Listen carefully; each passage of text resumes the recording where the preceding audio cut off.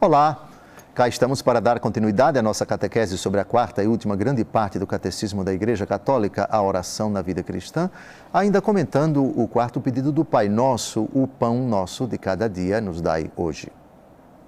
Ainda estamos no Antigo Testamento e, continuando o programa anterior, vamos falar do segundo significado da palavra pão. Pão no sentido de alimento consagrado, que é apresentado no templo e que ninguém, absolutamente ninguém, pode comer, senão os levitas, senão os sacerdotes da linhagem de Arão. Só eles podem comer esse pão. E esse pão tem um qualificativo muito curioso, é o pão de seu Deus, é o pão de Deus. Não que os outros pães não sejam pães de Deus. Tudo que nos alimenta, tudo que sacia as necessidades do nosso corpo, vem de Deus.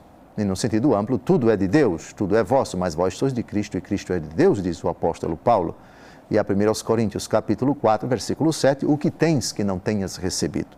Mas é no sentido estrito, isto é o pão que está no templo, é o pão que está tutelado, guardado no templo sagrado, portanto, é o pão de Deus que ninguém pode ter, ao qual ninguém pode ter acesso, só os ministros de culto. Disso trata o livro do Levítico, capítulo 21, de 21 a 22. Vamos ao texto. Homem algum da linhagem de Arão, o sacerdote que for deformado, oferecerá os sacrifícios consumidos pelo fogo.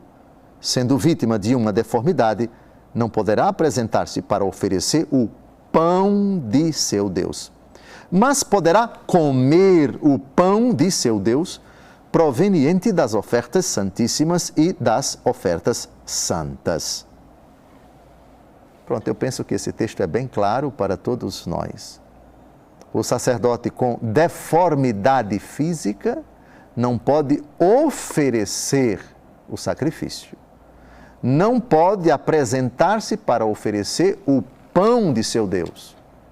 Era a mentalidade daquele tempo. Se não podia, todavia, oferecer, podia comer.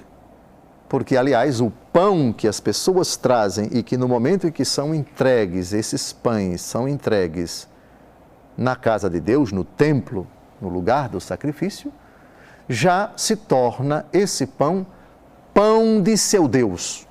É pão de Deus no sentido estrito, no sentido cultico, no sentido, vamos chamar, litúrgico, por assim dizer. E eles não são apresentados no templo para mofar, ou para ficarem estragados, ou para serem jogados fora. Não. O pão, que é um elemento que se deteriora com certa facilidade, é para ser alimentado, é para ser ingerido, é para ser comido, mas não comido por qualquer um. Ninguém do povo hebreu podia tocar, depois que fora consagrado, o povo podia apresentar o pão, entregar o pão, oferecer o pão. No momento em que ele é oferecido, chegou à casa de Deus, é consagrado. Os sacerdotes abençoavam, agora é pão de Deus. E só quem pode comê-lo são os sacerdotes, são os levitas, isto é, os homens do culto, os homens do templo da tribo de Levi.